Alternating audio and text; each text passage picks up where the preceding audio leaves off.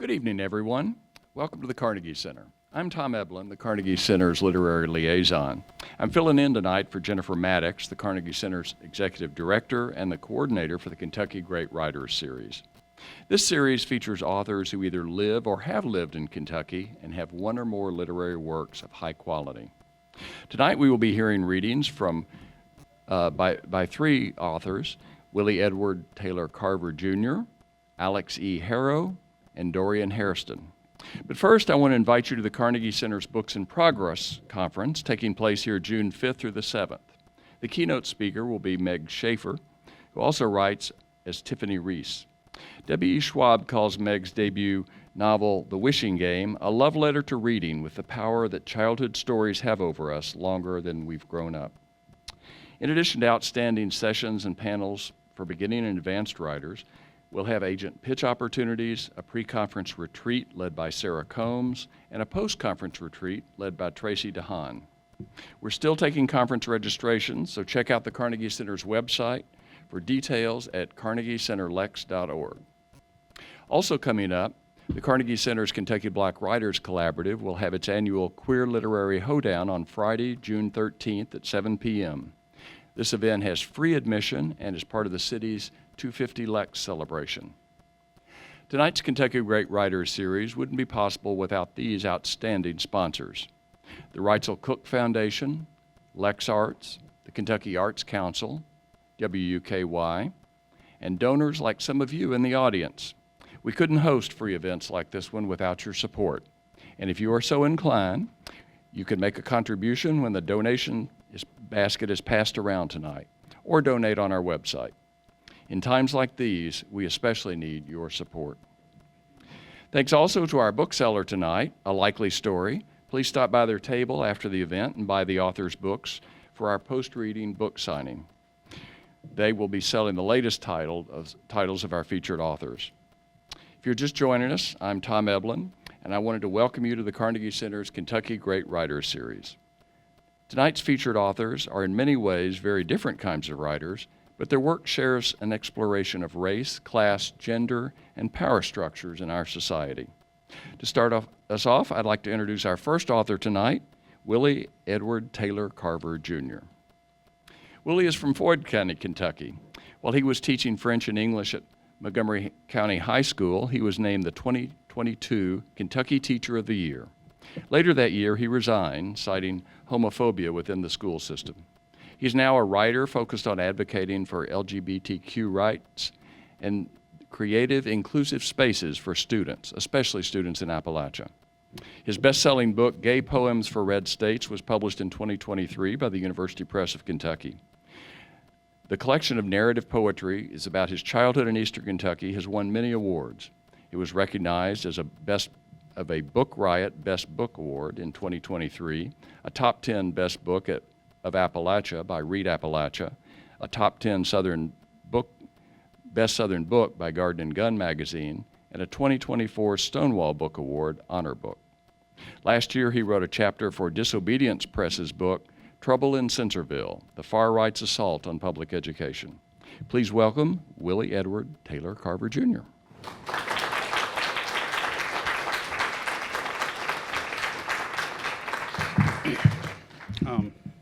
Thank you, Tom and Jennifer, the Carnegie Center, all of you who are here tonight. I almost didn't come this evening because a dear friend passed away on Monday. And I say dear friend because when you're queer, sometimes there aren't words for what people are when they're your chosen family. I could say former professor, I could say mentor, but I'd rather say the person I have shared every Christmas with for 20 years. The person whose last name I took, the Taylor in my name, comes from her. So I'd like to start with some poems about her. She and I were lucky enough to be not just student and professor, but also colleagues and co-authors, and in many ways, mother and son. This is called Open-Ended Closure. You always believed in correct answers, that there was a right response waiting, and that if we only taught hard enough, students might anticipate what's next. We conjured this entire course together, and from time to time, as I edit down PowerPoints we built over brunch, quizzes and keys we created while coffee cooled between us as we laughed, I catch the correct answer. You slipped, slanted into open-ended questions, meant to elicit forms in the imperfect, from the free clip art we could afford. And today, I started to erase a certainty and thought of your hands typing it, now unable to articulate the command of your frail body or the coarse material. You are withering and waiting, my friend. And here I weep and dare not touch your sure and clear responses, thankful that something might just have an answer. This next one is called Mentor Isn't a Big Enough Word. It was hard enough for me to bear witness to your now dwindling body, absorbed by the thin and yellowing sheets of that loud nursing home. Your proud lips used to the smooth oak of Chardonnay you learned to drink when life dripped from you in the French countryside before grad school. Now unable to tell us that you were in a residential facility in eastern Kentucky. Now unable to tell us that grad school was 40 years ago and 2 states away.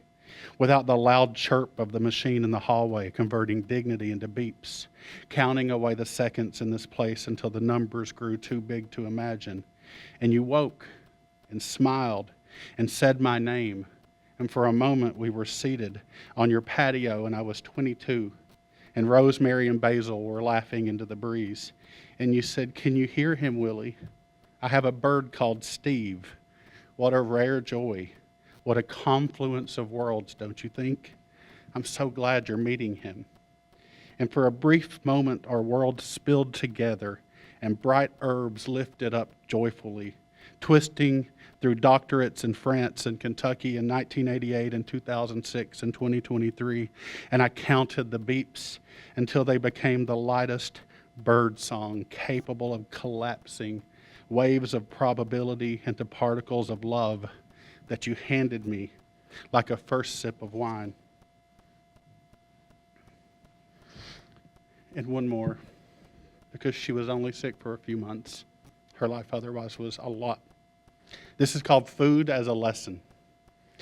We ate coq au vin, Italian wedding soup, poulet bonne femme with biscuits, shrimp and grits, eggs Benedict, religieuse au café, opera cake in all of its layers, Kir Royale, Peruvian chicken drowning in oregano, grapefruit mimosas, crepes, arugula with sharp Dijon vinaigrette, quiche aux asperges, omelette aux champignons with creme fraiche perched and waiting, homemade olive pizza, peach trifle, basil and tomato salads, the mousse you learned from a woman in France, the sunshine of poached eggs on pikelets I burned my fingers pulling off the stove, herb-rubbed salmon, Christmas figgy pudding blazing in the dark, lavender cheesecake with Irish breakfast tea, crème anglaise, croissant aux amandes, saffron rice that glowed like fluffy embers, fresh bass taking up the entire plate, tarte au citron, goat cheese salads, baked brie with peach jam, soupe à l'oignon that was so caramelized it became sweet, tres leches cake leaking across the plate, tarte aux cerises, tapenades and anchovies and capers and everything brave and bitter. Leek soup in the winter, almond cakes in the summer, acorn squash with butter and thyme in the fall, parsnips, parsnips, parsnips. Plain lattes for the love of milk, baguette fresh from the oven, and once something called a KFC mashed potato bowl because we had been swimming and we smelled like the lake and our sunburns were rising but not yet there. Only heat beneath the skin and the feeling that the present was precious. Thank you all. I want to read one more poem, not from Gay Poems for Red States. I have a collection coming out, a fragmented novel that has poetry stuck in it, because why not? The world's falling apart. Let's have poetry in our novels. It's called Tore All to Pieces, and this poem is called You Kids Be Quiet. Before my mamaw said, now hush, and we might just hear the stars, I had never known the holy whisper rolling in, a chorus of 1,000 baritones, yellow pinpricks of light ripping the skin off the sky, tearing it from hill to hill, its fresh wound trilling down and drenching bursts of buzzing light, calling up chords of lightning bugs, harmonies slipping in drunken flits, echoing between the trailer and the creek, drawn west in the husky undertow of the dense rumble of the darkness.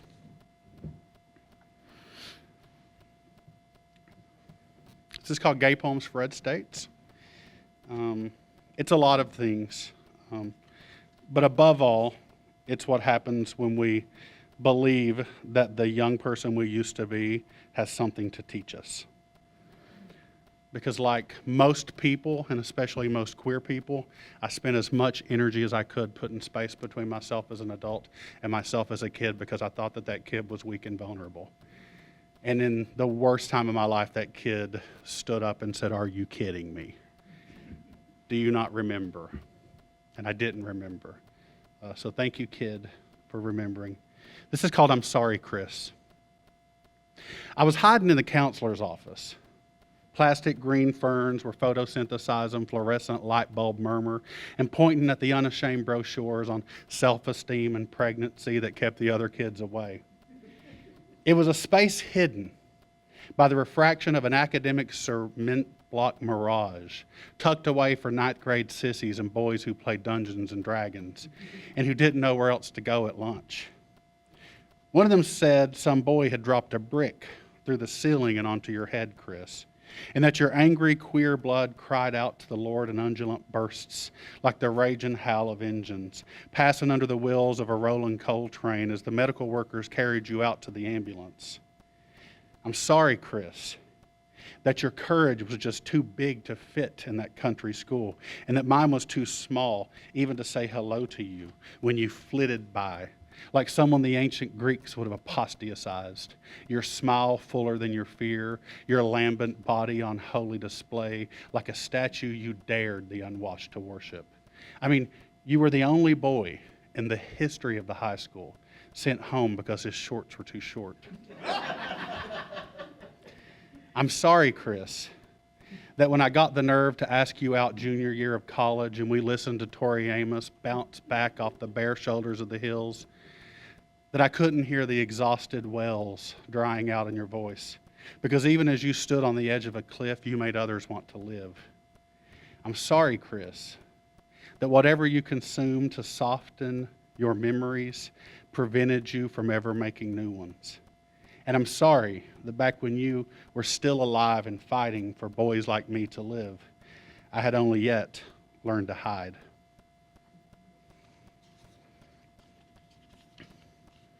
This one's called Waiting for God. It's not about the British show of the same name. Waiting for God. I was excited and nervous to be baptized because I thought it would make me brand new, like a toy still tied up and glued to its packaging, and also keep me from going to hell. In the 3 days until my baptism, I still had 5th grade homework. And on a Thursday evening, salted thick with dogwood and cool spring air, my mom joined me. We stretched out on the tired hood of her car under the Gregorian hum of a cracking housing project parking lot streetlight so that I could color in the phases of the moon with a pencil. She brought out a blanket and even let me sip some weak black coffee.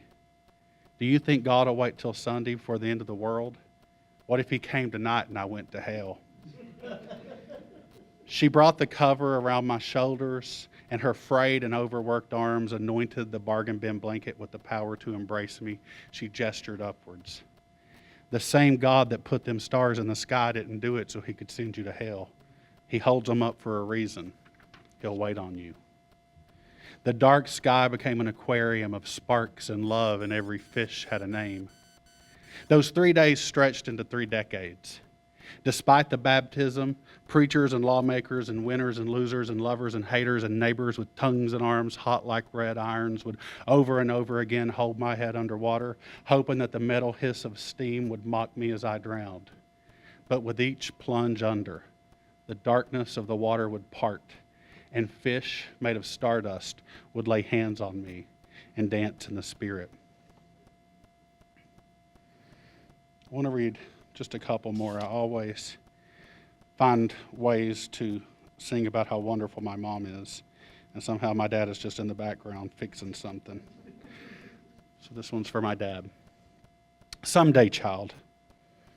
One time in middle school, I was watching Jerry Springer with my dad. The sharp and clean air conditioner coolness of our new double wide dried the sweat left over from our summer porch building, which laminated me in a clinging, icy buzzing, and though it was quite a rare feeling, as I sat watching evening television in a shirt still damp from work, I felt very much a man.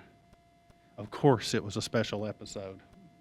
A gay man from California cried to his father as his father said, "I can't accept this," through large fanned-out fans that covered his cracking face as if he could hide well enough so the audience could see neither of them.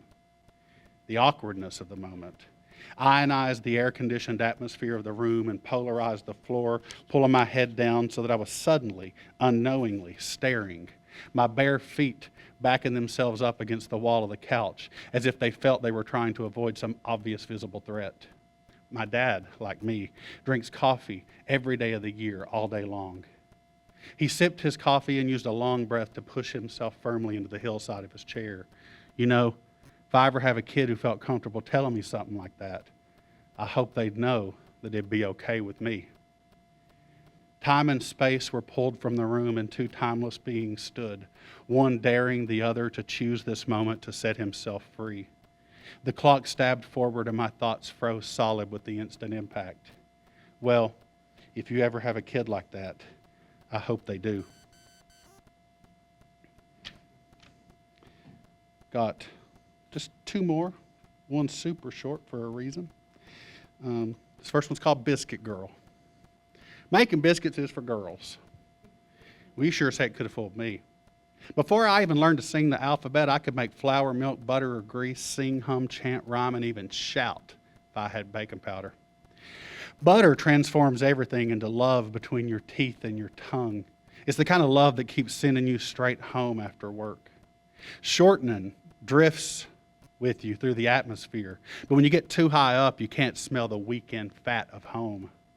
I can make biscuits drop like fat, dumpy stalactites willingly jumping to their deaths from an ambivalent spatula. And I can roll out multiple choice standardized biscuits that stand waiting for further instructions. And I can command them to rise from a sea of butter until their crusts harden like carbohydrate continents in a Castle Row Pangea. Why, I can even spoon them and plunge them into soups one right after another so flawlessly, so effortlessly that someone might call them a dumpling. As teenagers who worked at McDonald's, we were sometimes assigned shifts during breakfast on the weekends. They said that I couldn't be Biscuit Girl because, well, I wasn't a girl. But that didn't stop me from carefully observing the process or from taking over one day when Rachel called in sick. I was Biscuit Girl every day after that. Thank you. Two groups are geniuses. One of them is Crystal Wilkinson, who, when this book came out, there are tiny little poem-esque things in here. And I don't know why I wrote them, because again, I was letting a kid write this book. And some editors thought maybe we should pull them out, and Crystal Wilkinson said, "Don't you dare. Those need to be here." And over and over again, young people come to me and love these really short poems. I had a young queer man in Athens, Ohio, tell me that he and his friends text these poems to each other every day. And a young man named Jake here tonight asked for this one specifically. This is called Gay Road Home, and thank you, Jake, for being the other group of people who are intelligent, and that's kids. Gay Road Home. Oftentimes, the road home will lead to a place you've never been before. Thank you all.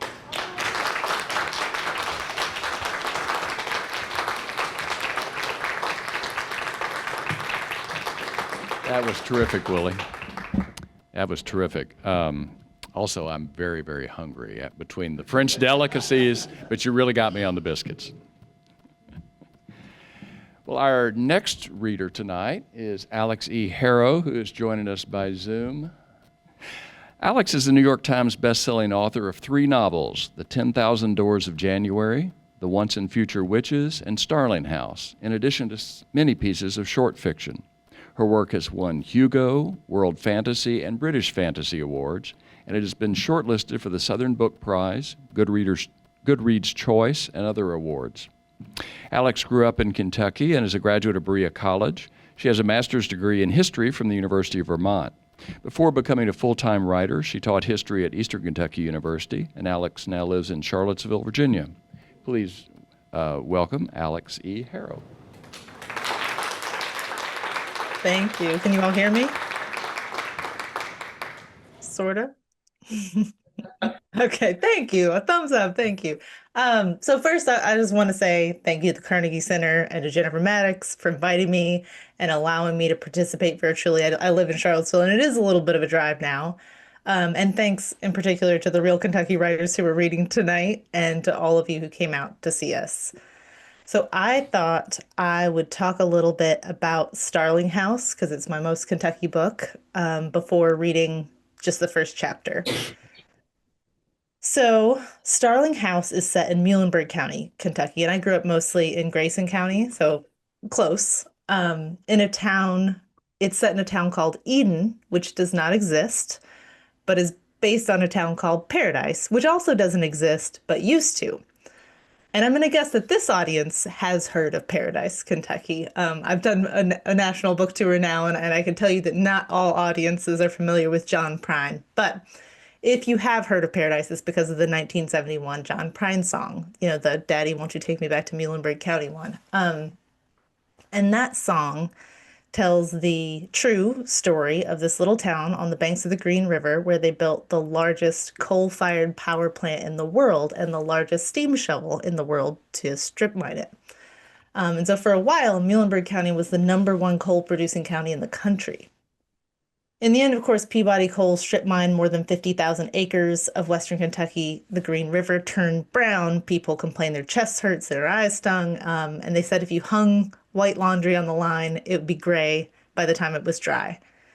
So by 1967, the TVA was forced to relocate the entire town of Paradise. They bought out over 800 people and bulldozed everything they left behind except the cemetery. So in Prine's telling of this place, this is like a classic ecological fable. It's almost biblical, right? We were given a paradise and we ruined it through greed. And it's a story kind of everybody in coal country has heard over and over. Before Paradise, it was 16 tons, which is also about Muhlenberg County. And it's a good story, and it's even a true story, but it's not the only truth or the whole truth, right? So as I started to research and write this book, here's another version you could tell, which is that the town of Paradise was settled by white colonists in the 1780s as part of the wave of violent American imperialism that swept over the Appalachians and stole land belonging to the Osage, Cherokee, and Shawnee, among others. You could say in 1838, the Trail of Tears passed through the neighboring county where they made a winter camp. There's a plaque there still that's marking the graves of 2 chiefs who died. In 1850, there's a man named Dr. Roberts who came to Paradise and sold the first barge of coal down the river to Bowling Green. And this was before blasting powder or steam shovels or anything. So that coal was dug by hand by the enslaved men that Dr. Roberts brought with him. By 1860, there were 9,000 people in Muhlenberg County, and almost 1,500 of them were enslaved. And then later, because Kentucky never successfully seceded, not for lack of trying, it was exempt from the 1867 Reconstruction Act, which meant it became a haven for ex-Confederates and aggrieved white Southerners. And still today, as far as I know, the second largest Klan compound in the nation is in Dawson Springs, Kentucky, which is about 50 miles from Paradise. So you can see how, in this version, there's no paradise to lose. And so I was writing Starling House. I decided to write Starling House as I left Kentucky, which is where I'm from, where both sides of my family are from way back. And I had this really grandiose, kind of impossible ambition to tell all of the versions of my home at once, like the reasons that I was leaving and the reasons that I didn't want to leave and everything terrible that's been done to it and everything terrible that it's done and that we've done. And I think that's why the book had to dabble in so many different genres. So it's a little bit of a horror, a little bit of a romance, fantasy, historical fiction, a lot of Southern Gothic. And I think that's because it's about my home and the concept of home maybe itself. And homes are a little bit like history in that they are remembered differently by each person who's lived there. So I'm going to read the first chapter. And if anybody's read my work before, you might be alarmed because I write really long chapters, but this one my editor made me cut down a lot. So it's only like 5 pages. All right. Chapter 1. I dream sometimes about a house I've never seen. I mean, pretty much nobody has. Logan Caldwell claims he ding-dong ditched the place last summer break, but he's an even bigger liar than me. The truth is, you can't really see the house from the road. Just the iron teeth of the front gate and the long red lick of the drive, maybe a glimpse of limestone walls cross-hatched by honeysuckle and greenbriers. Even the historical plaque out front is half swallowed by ivy, the letters so slurred with moss and neglect that only the title is still legible, Starling House. But sometimes, in the early dark of winter, you can see a single lit window shining through the sycamores. It's a funny kind of light, a rich amber that shudders with the wind, nothing like the drone of a streetlight or the sickly blue of a fluorescent. I figure that window is the only light I've ever seen that doesn't come from the coal plant on the riverbank. In my dream, the light is for me. I follow it through the gates, up the drive, across the threshold. I should be scared. There are stories about Starling House, the kind people only tell at night, half whispered under the hum of the porch light. But in the dream, I don't hesitate. In the dream, I'm home. Apparently, that's too far-fetched even for my subconscious because that's usually when I wake up. I surface in the half-dark of the motel room with a hungry, empty ache in my chest that I think must be homesickness, although I guess I wouldn't know. I stare at the ceiling until the parking lot lights flick off at dawn. I used to think they meant something, those dreams. They started abruptly when I was 12 or 13, just when all the characters in my book started manifesting magic powers or receiving coded messages or whatever. Of course I was obsessed with them. I asked everybody in town about the Starling place, but received only narrow, slant-wise looks and sucked teeth. People in this town had never liked me much. Their eyes slide right off me like I'm a street corner panhandler or a piece of roadkill, a problem they would be obliged to address if they looked straight at it. But they like the Starlings even less. They're considered eccentrics and misanthropes, a family of dubious origin that has refused for generations to participate in the most basic elements of Eden's civil society: church, public school, bake sales, choosing instead to stay holed up in that grand house that nobody except the coroner has ever seen in person. They have money, which generally excuses everything short of homicide, but it doesn't come from either coal or tobacco, and nobody seems able to marry into it. The Starling family tree is a maddening sprawl of grafted limbs and new shoots, full of out-of-towners and strangers who turned up at the front gates and claimed the Starling name without ever setting foot in Eden itself. It's generally hoped that both they and their house will fall into a sinkhole and rot at the bottom, neither mourned nor remembered, and perhaps release the town from its century-long curse. I don't believe in curses, but if there were such a thing as an accursed town, it would look an awful lot like Eden, Kentucky. It used to be the #1 coal country in the nation, but now it's just a strip-mine stretch of riverbank containing a power plant, a fly ash pond, and 2 Dollar Generals. It's the kind of place where the only people who stay are the ones who can't afford to leave, where the water tastes like rust and the mist rises cold off the river even in summertime, lingering in the low places well past noon.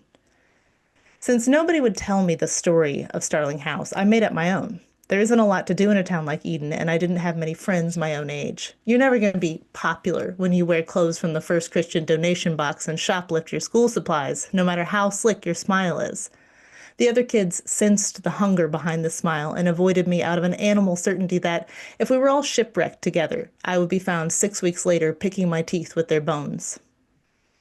So I spent a lot of weekends sitting cross-legged on the motel mattress with my little brother, making up haunted house stories until both of us were so thoroughly spooked we'd scream at the sound of a doorknob turning 3 rooms down. I used to type up the best ones in the secret hours after midnight. I quit all that, though. I told Mom about the dreams once. She laughed. If I read that book as many times as you, I'd have nightmares too. For my fourth or fifth birthday, Mom got me a copy of The Underland, one of those old 19th century editions. It was secondhand, probably stolen, and somebody else's initials were written on the inside cover, but I'd read it so many times the pages were coming unsewn. The story's pretty paint by numbers. A little girl discovers another world, Underland, and hallucinatory adventures ensue. The illustrations aren't great either. They're a series of stark lithographs that fall somewhere between eerie and nightmarish. But I remember staring at them until the after images lingered on the insides of my eyelids. Black landscapes stalked by spectral beasts, pale figures lost among the tangled trees, little girls falling down into the secret places under the earth. Looking at them felt like stepping into someone else's skull, someone who knew the same things I knew, that there were sharp teeth behind every smile and bare bones waiting beneath the pretty skin of the world. I used to trace the author's name with my fingertip, draw it idly in the margins of my C+ schoolwork. E. Starling. She never published another book. She never gave a single interview. The only thing she left behind other than the Underland was that house hidden in the trees. Maybe that's the real reason I was so obsessed with it. I wanted to see where she came from, prove to myself that she was real. I wanted to walk through her secret architecture, run my fingers over her wallpaper, see the curtains flutter in the breeze, and believe for a moment that it was her ghost. It's been 11 years and 44 days since I last opened that book. I came straight home from Mom's funeral, dumped it into a doubled-up grocery bag, and shoved it deep under my bed. I bet the pages are all swollen and mildewed by now. Everything in Eden goes to rot given time. I still dream about the Starling place sometimes, but I no longer think it means anything. And even if it did, I'm a high school dropout with a part-time job at Tractor Supply, bad teeth, and a brother who deserves better than this dead-end, bad luck bullshit town. Dreams aren't for people like me. People like me have to make 2 lists, what they need and what they want. You keep the first list short if you're smart, and you burn the second one. Mom never got the trick of it. She was always wanting and striving, longing and lusting and craving right up until she wasn't. But I'm a quick learner. I have 1 list with 1 thing on it, and it keeps me plenty busy. There are double shifts to work, pockets to pick, social workers to mislead, frozen pizzas to snap in half so they fit in the microwave, cheap inhalers to buy from sketchy websites. Then, too, there's the cream-colored envelope that came from a fancy school up north after my brother took the PSAT, and the savings account I opened the day after it arrived. I figure dreams are like stray cats, which will go away if I quit feeding them. So I don't make up stories about Starling House or ask anyone for theirs. I don't linger when I pass by the iron front gates or look up with my heart riding high in my chest hoping to catch a glimpse of that lonely amber light that seems to shine from some grander, stranger world just for me. I never pull the grocery bag out from under the bed. But sometimes, right before I fall asleep, I see the black shadows of trees rising up the motel walls, even though there's nothing but asphalt out the window. I feel the hot breath of beasts around me, and I follow them down and down to Underland. Thank you.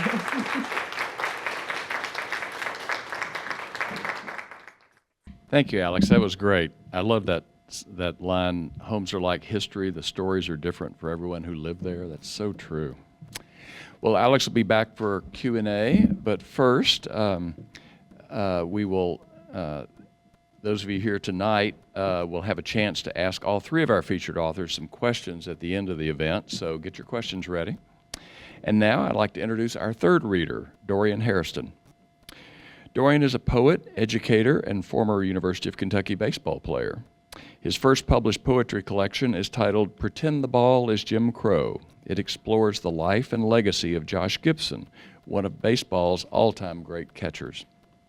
Dorian is a member of the Appalachian Poets, and his work has appeared in Anthology of Appalachian Writers and Blackbone, 25 Years of the Appalachian Poets.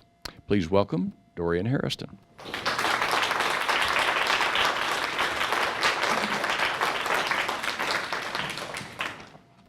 Tom, thank you for that. As was stated, my name is Dorian Hairston. Before I get started, I want to thank, Willie, Alex, and hopefully when I finish up, you all will buy all of our books right over there. The first poem I'm going to read is a poem I was just elected to the FCEA position of vice president, and May Day was last month. So I wrote a poem for NEA, which is the oldest and largest union in the country, and this is a poem for NEA on May Day. The future has got to belong to the laborers, the rail and bricklayers, the plumbers and the electricians, the steel workers. It can't be the imperialists, the wannabes, the billionaires stealing wages from the folk running the factory. No, it's got to be us. You know what I mean? Give the future to the farmhands, the property creators, the bookbinders, my grandmothers and grandfathers, and theirs too, because if there is one thing we must collectively own, it has got to be the future, and it's going to be the workers who create it, collectively own it. For each other and everything that comes after, this present has got to be ours, since in the event someone, somewhere develops a time machine, who do you think will build it? Remember, it was the worker who put the worker on the moon, got us out the Great Depression, won us both world wars, defeats slavery, scares off fascism, orchestrates civil disobedience, officiates every democratic election. We be the Brotherhood of Sleeping Car Porters, Dr. King's support of the sanitation workers, the Million Man March on Washington for jobs and freedom. We're the cooks and the chefs of the free breakfast program. We're the Fannie Lou Hamers, and we're the maids and the nannies and the nurses and the midwives and the domestics and the landscapers and the delivery drivers and the postal workers and the butchers and the baristas and the horticulturalists and the dancers and the Paul Robeson type singers and the mechanics and the musicians and all the other work that counts as work. And let us remember, in the future, other countries got railroads and houses, government buildings, running water, and agriculture too, and thus labor. And don't you know, in the past, present, and future, them laborers have always moved to wherever there is work to be done on this earth, and all workers were once kids. And they're revolutionaries, creators, and the future must absolutely belong to them when they're old enough to join us in the force of workers. And because they'll need full bellies, them cafeteria workers make sure they eat. Because they have to get to school to get their bellies full, them bus drivers make sure them diesels dieseling. And they'll need to read, because bellies ain't the only thing hungry. And you can't feed your brain unless them librarians be librarian. And you can't see the words on the page if the lights don't work, or if the floor is sticky and the chair is broken and the trash is overflowing. So them custodians turn these schools to palaces, monuments of publicly funded freedom. And these babies, to claim what is rightfully theirs and to know how to get there, must have a guide. And if they're lucky, some teacher will open a drawer full of maps and let the kids decide which one gives their life purpose. And if we're really lucky, in the future, several of these babies will join a union. And if we're really, really lucky, it'll be the oldest, largest union in the country.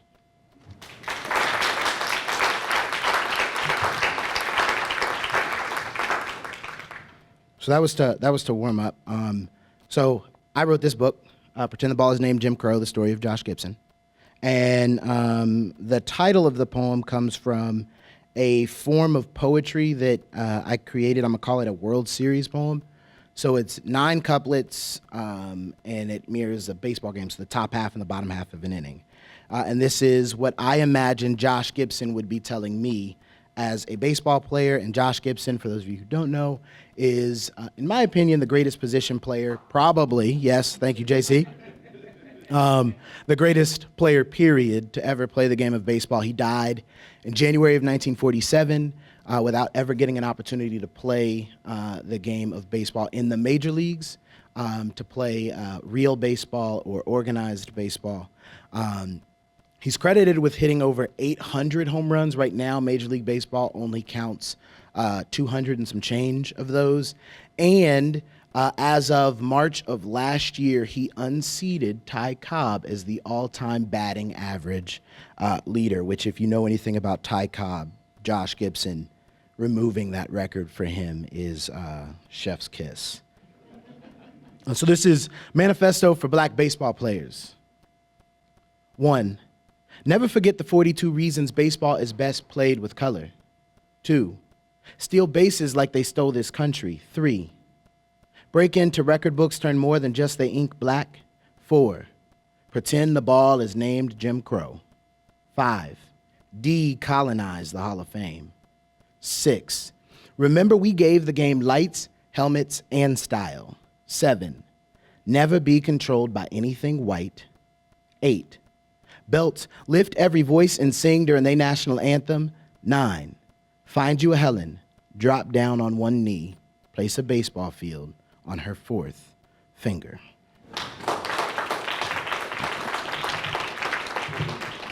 So this next one is so in this collection, I imagine Josh Gibson. So Josh Gibson got married at 17 years old.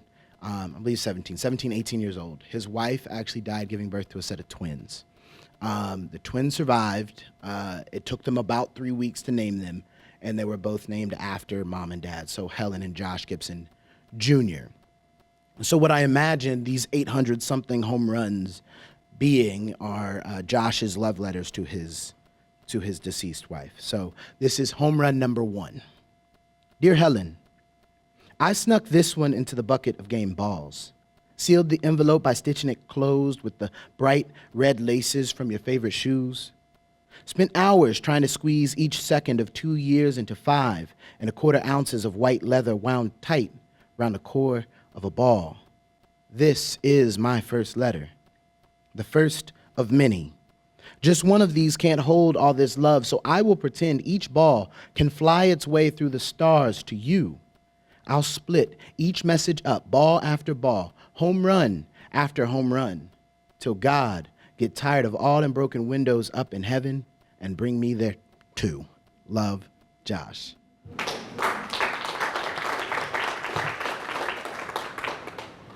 So this next poem is titled Brooklyn, and it's after Harlem by Langston Hughes, and it mirrors a similar format. And a lot of this poem, and I wrote, or a lot of these poems, this collection, is me asking questions of myself, of what the events of Josh's life, the integration of baseball, the experiences of Black folk in America mean. And this one is, instead of asking what happens to a dream deferred, what happens to a dream assimilated? Brooklyn, Hooks Tinker, after Harlem by Langston Hughes. What happens to a dream assimilated? Does it splinter like a broken bat from a fastball on the hands? Or blister like palms after too many swings? Or rip like a tattered glove forgotten in the elements? Does it reek like molded cleats inside rejected locker rooms?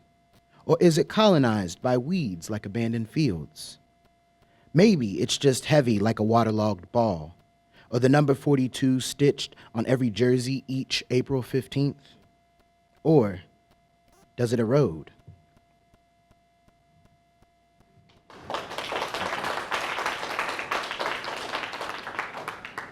So Josh Gibson, as I said earlier, is the greatest baseball player to ever play the game. He is and was, well, he was an athlete. And one of the things that's really interesting that I found in my research was that he was actually deemed not fit for service. So I was like, how does that happen? So this poem came out of discovering that that he was not fit for service, and when you're not fit for service, they stamp 4F on your paperwork. So not fit for service, persona, Josh Gibson.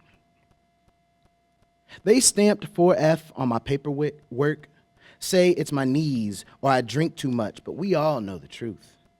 Uncle Sam knocked on my door drafting some black shields for his white sons, and I answered in my drawers, slung my bat up over my shoulder, and point him in the opposite direction. When he stopped the bus on one of our road trips asking me to hop on a boat and lead folk to freedom, I remind him my ancestors say we tired of outrunning U.S. lynch mobs here and abroad. He showed up to the field looking for the bronzed Bambino, so I used the nearest bat to help him pronounce my name right. When he asked me to go fight for all his glory somewhere else, while he still hunts me here, I drew him a flag and Lady Liberty on a baseball, handed it to the opposing pitcher, and showed everyone exactly what I think about his army.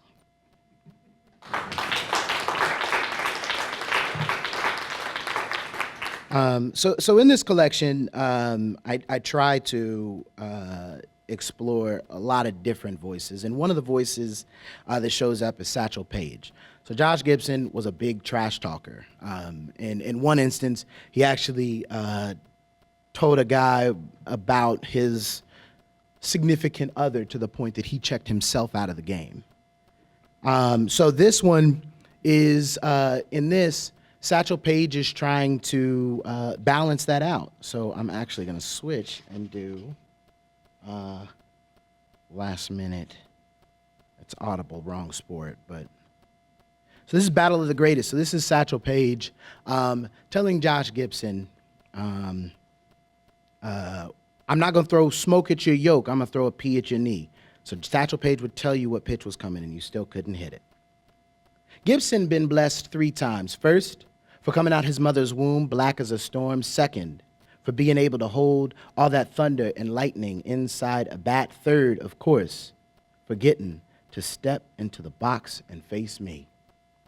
People say Satch versus Josh was like the battle of the Titans and the gods, like Shango versus a mopane tree or David versus Goliath. But in this story, the giant and David stood on the mound together, one stretching to the heavens while the other slung enough baseballs to intentionally walk the bases loaded for Josh and his dull, one-sided wooden axe to try and keep me from playing catch with Campy. I told Josh what was coming, aimed for the blackness of Campy's mitt, threw 3 balls past the storm and watched them all disappear. Later that night, I let good old Joshua know. His only problem was that I'm just too good. I did leave him with some advice. I suggested in the future, when he finds himself on his knees talking to his creator, he might want to ask for something to be done about that hole in his bat.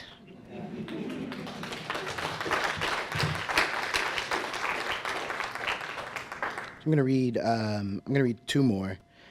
So this section of the book is the extra innings section. So the book's got sections.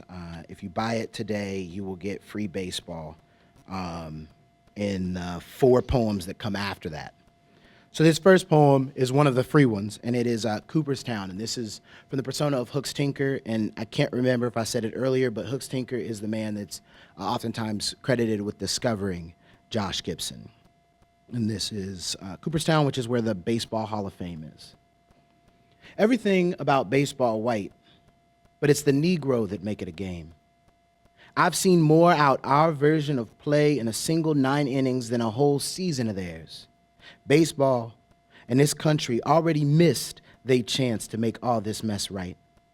They should have never been afraid of their mediocrity, never feared being shown up. If there is one example sufficient to knock all they nonsense about their superiority, it's that time Josh flattened a fastball from they league's so-called MVP, Dizzy Dean. Josh hit that ball so hard, Dean took himself out the game. This is how we know every record they hold before integration is a lie. Now, it does feel good to see Josh's face mixed in with all them greats, bronze profiles, making him seem immortal to all the living. But what I want to see, what Josh would have loved, is when you hang up our portraits, salute our genius and power, all our finesse and flair, praise every drop of beauty. Let all your fear go. Then, and only then, do I give you the right, the permission to say, play ball.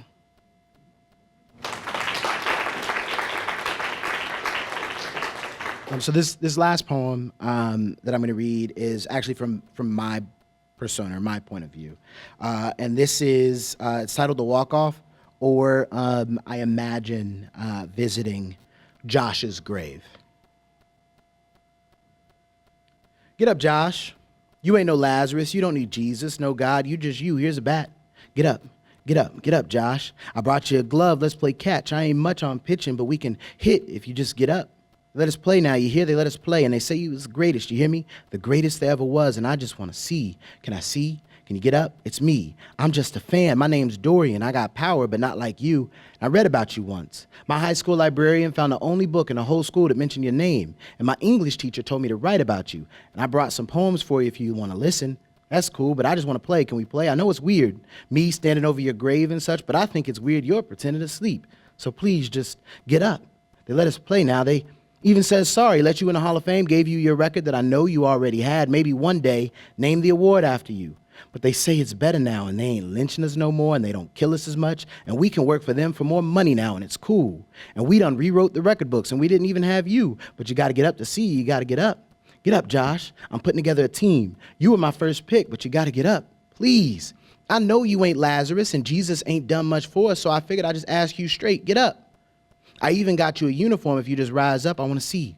I want to see what they kept me from. I want to see what they were so afraid of. Get up, Josh. Get up.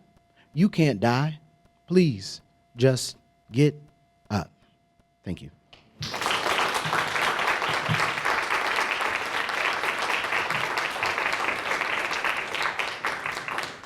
Those are terrific. Thank you. I especially too appreciate, and I think it's all worth noting, both with Dorian and Willie, the importance of public school teachers and librarians and how impactful they are in our lives. I mean, if you think about it,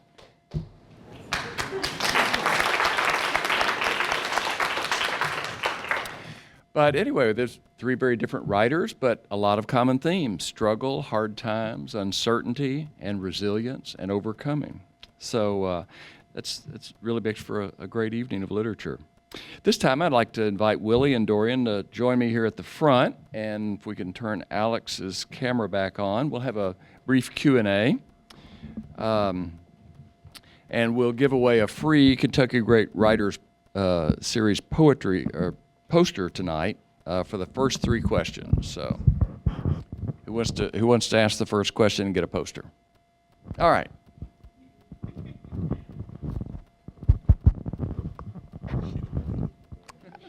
This is for the people that are listening. So one of the things that I noticed about each one of you all is the way that you utilized your words. It had very different personalities. What was your train of thought in curating your writing personality? Or was there a journey in curating your writing personality? Who wants to go first? The song already? Okay, yeah, okay. Well, I know one of the things I really wanted to do was think about what Appalachia has not been allowed to bring to the table. And I say that because obviously Appalachians have been writing and have been a part of what poetry has had to offer since we've been here. But a lot of the things that I think are inherent to us are overlooked or are sort of seen as laughable. And so I said, okay, well, let's just imagine that we'd been walled off from everybody else and had not had access to poetry and we made our own. What would it look like? And so I thought about what was beautiful about how my mamaw talked or how my papaw talked. Cadence and how long sentences would go and refusing giving an answer or alternatively giving the answer 15 times in a row, depending upon your mood. So that was a lot of it for me. It was trying to honor voices that don't get honored. okay, Dorian, and then go over to Alex. Yeah, so for me, the big thing was, because I write a lot of persona work, for me it's always trying to figure out what would this persona say. So I'll find myself, especially when I was in the throes of the Pretend the Ball is named Jim Crow, I found myself thinking, what would Josh say here? Or like I would look at a bunch of different instances from a bunch of different points of view and try to capture different people's perspectives inside of the poem using that voice, which is always my voice. So I'm just playing around with a bunch of voices inside of my head, which I think is healthy. Okay. Alex, you have any thoughts? I feel like developing voice and such like that is different for every book a little bit. And I think I just do basically slightly sophisticated plagiarism. Like I'm just so influenced by everything that I've read and like for Starling House, I knew I wanted it to be a Southern Gothic, so I read a ton of Southern Gothics. I actually made my little brother, who's an engineer, help me make a Southern Gothic bot that would I put in all these words and adjectives and adverbs that sounded nice in Southern Gothic, and then it would spit out sentences that were the right, that sort of tonally sounded like they could come from a Southern Gothic, which was really fun because I feel like there's so much of the aesthetic of a place that is actually captured in really small word choices. So that's the kind of thing that I like to pay attention to. Wow, bots for research. That's fascinating. All right, who's got a question here? Thank you. I have a question for Alex. I'm new to your work. Where should I start? Um, I don't know. They're all kind of different. I think my publishers would really like it if they were more tonally similar, but each one has been pretty different. If you liked portal fantasies, like 19th century British literature, kinds of like Peter Pan, Narnia, stuff like that, 10,000 Doors. If you like a Southern Gothic Starling House, if you are really upset politically, socially, then Want Some Future Witches. And if you just want swords, then I have a new one coming out in the fall. A book for every occasion. All right, who else has got a question? Okay, he's got one. Okay. So the fourth question. Okay. What do you do? Because we're recording it. Oh, right. Okay.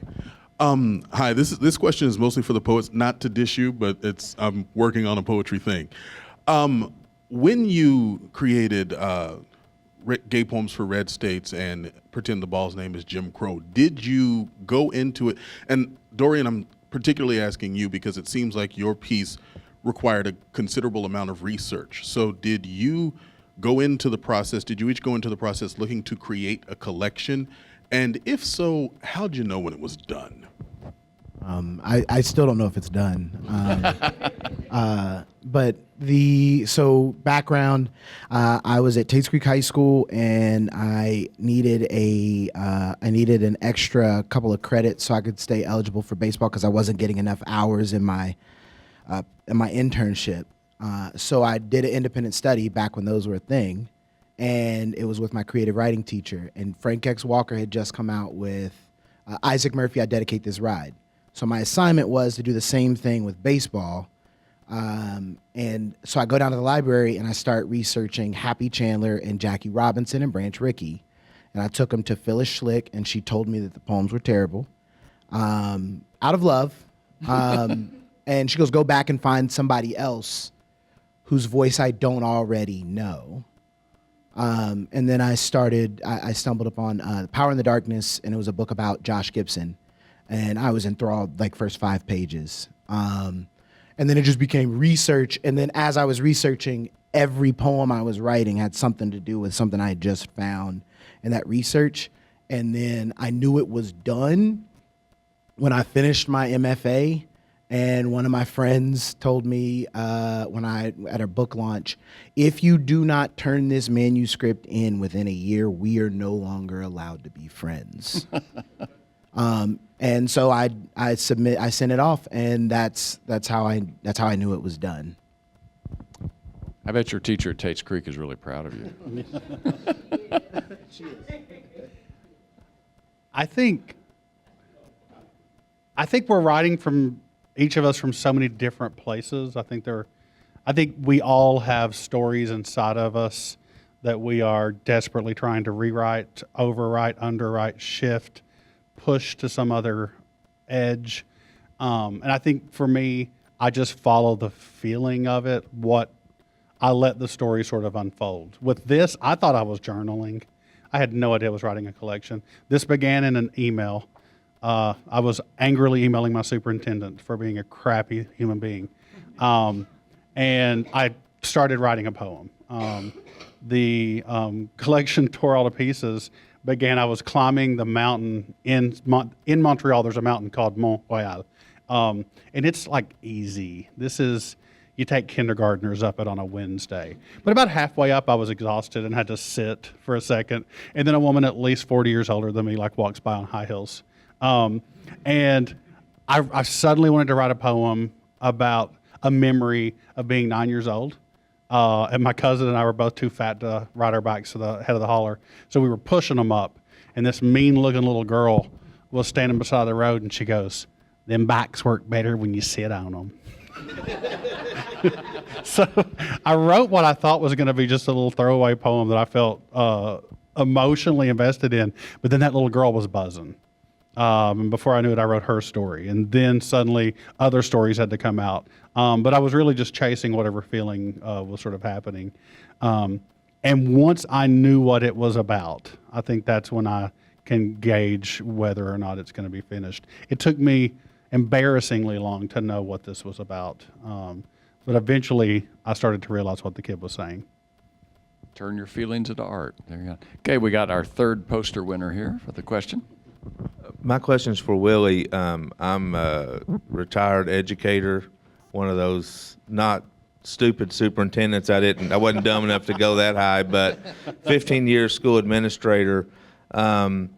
If you were a parent of a child who wanted to be a teacher in Appalachia that was gay, would you tell that child, fight or go somewhere else? I will say this in defense of Appalachia. If that kid were in northern Kentucky, I would be even less likely to tell them to be a teacher because I think Appalachia is getting it better than a lot of counties that otherwise look polite around around Cincinnati. I would make sure that that person understood that they were about to do something incredibly difficult and painful. If my nephew asked, I would probably try to get him to do something else.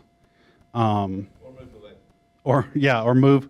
But the truth is, when I left, I had the possibility of going to other districts, but we are beholden to the society that we live in, and our society hates queer kids, period.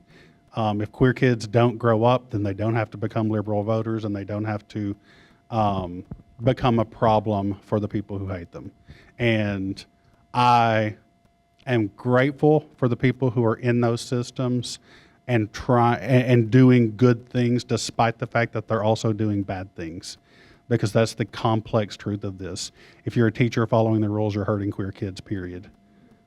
So I would just, I think the best answer is probably to consider it like military service. We have to do it, but I don't know that in certain places anyone can do it for a lifetime easily. I think it'll be rare people. And that is my honest answer. I wish I would give something super hopeful and happy, but that's the honest answer, yeah. Thank you. Okay, Molly's out of posters, but we can still take a couple more questions. So my question is, what is, for all three of you, what is your favorite piece of poetry that you have written, even if it's just a one line or a full piece? Just what's your favorite piece? I know it's probably a hard question. My favorite piece of poetry that I've written,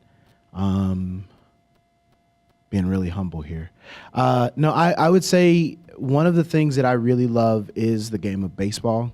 And I absolutely despise the pitch clock. Yeah, Jason, agreed. A baseball game is supposed to take the whole afternoon, and it's like the perfect place to take a date, which shout out to my wife who's in the audience. Love you.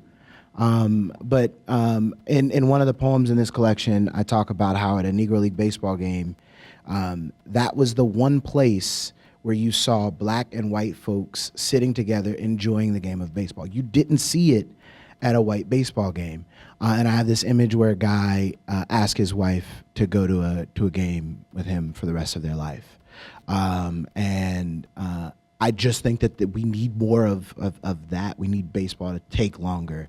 We need life to slow down and to turn the screens off and give somebody a hug or a kiss. Or both. Something that made me really happy tonight is that when I was reading otherwise sad poems, people were laughing. And something I particularly like is that what I wanted was to capture what it feels like to be queer or Appalachian or any marginalized person making it. There's a lot of laughter. There has to be. And I really wanted to write poetry that would make people laugh while also being serious. And sometimes it's obvious in the text itself, and sometimes it's almost something for me. Teachers have to have inside jokes for themselves that they don't share. And in Project Runway, like season 8 or something, they used to do these group competitions. Anybody, if you remember Project Runway, so there's an episode where two people are having to work together who do not like each other, and they're very, very upset. And one of them is bawling profusely, and the other says to her, "You can cry, but you're going to cry and cut." And so there's a poem here called "Promise." That is it's I don't know, it's a hopeful prayer to LGBTQ kids. And it's also based upon a Project Runway episode. All right, Alex, can you narrow it down to a favorite? I mean, I don't write poetry. I think I had tried a poem when I was in like 6th grade, and my mom was like, "Oh, honey, we don't have that kind of money." So I'm a novelist, but I do think I mean, maybe I'm just speaking for myself, but I think any writer's one of the things you're gonna love most is whatever you have written that is not yet published yet, because there's this golden period where you've written it and you're really proud of it, but no one has reviewed it on Goodreads yet. And that's a really delightful phase, and that's where I am right now. So I'm excited about my next book. Well, do we have any other questions? Anyone else? We can take one more? Yeah.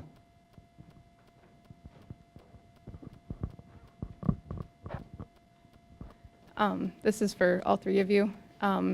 Do you write every single day? And if you do, what do you write on your absolute worst day when you're completely uninspired?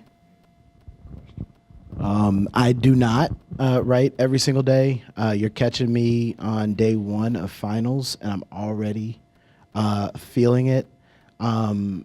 Typically, if I just feel terrible or terribly, and I just can't write, I don't. If I feel like I'm not inspired, I'll try to read. Or right now, I've got a 5-year-old and a 3-year-old, and my wife's in a master's program, and she's a full-time nurse. So like, sleep whenever I can. But whenever I'm like over the summers, I really try to just write something. If it means waking up early and just getting a couple of lines out. I have ADHD, and so what that looks like on really good days is that I can sit quietly if my husband is in Canada or something, and write for 8 or 9 hours straight. That is not every day. I do like to mine the world because there's people just say wonderful things. If you want to write poetry, go to a Family Dollar and just stand. So honestly, I do a lot of that. I just listen to what people say. My friend Courtney's father is in his late 90s, and or mid 90s. We went to his house, and he was cutting the grass on the hillside, and she was yelling at him like, "Why are you up there doing that?" And he said, "Well, because I didn't feel good, and I was worried I would die, and I would hate for y'all to have to get up there and cut that hillside." And so I'm like desperately typing this out in my phone because like that's going to be the story, and it is. But most days I have an idea and I write it down. And then sometimes I can come back to it and it makes some sort of sense. And sometimes I'll wait too long. And this was what I wrote myself this morning. Can't hear music, waving knives, cheesecake, Adam Lambert, played that album for your entertainment first song. Right now I know what that means. I might not in a week. So let's hope I write it. All right, Alex. I don't write every day either. I have a 6 and 8-year-old. And just like, not a lot of self-discipline for somebody who's self-employed, but I often think about, there's a Colson Whitehead interview where they were like, "How do you deal with writer's block?" And he was like, "I don't. If you don't feel like writing, don't. Go see a movie like the other freaks who don't have real jobs." And I try to hold that in my heart. That's what I do on days I don't want to write. Okay.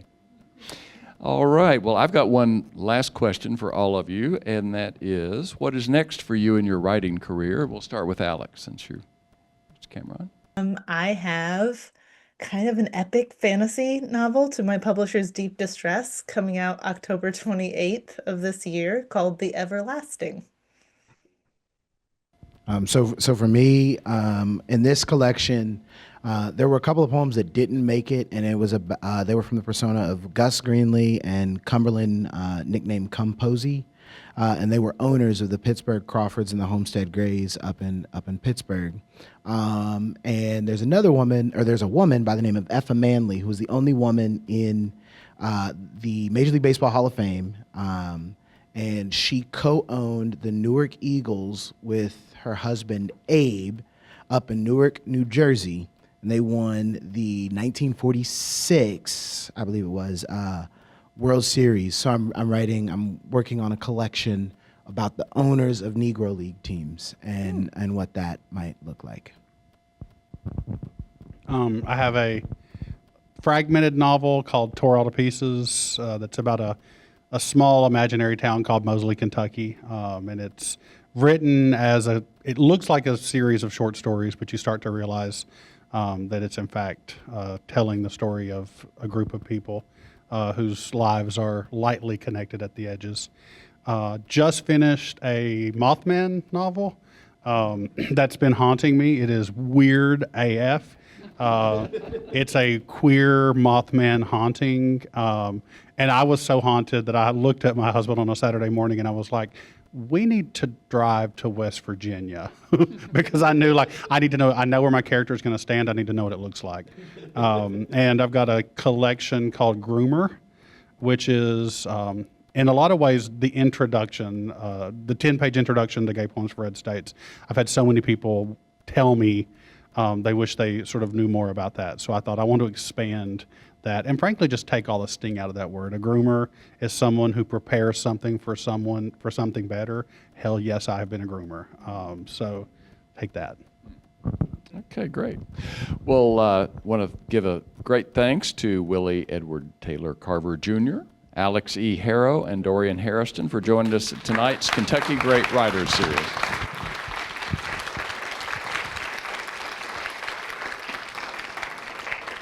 And I encourage our audience here and those of you watching and listening at home to buy these amazing books or check them out from your local public library. Special thanks to A Likely Story bookstore in Midway for coming tonight to sell books. Let's give another round of applause. I think they need another one. And at this time, I'd like to invite Willie and Dorian to make their way to the book signing table. And Alex, thank you so much for joining us tonight. And before you leave, our next Kentucky Great Writers reading will be sometime in the fall. We don't have it scheduled yet, but the Kentucky Black Writers Collaborative's next Say It Loud reading will take place here at the Carnegie Center on June 26th. Hope to see you all here. Take care.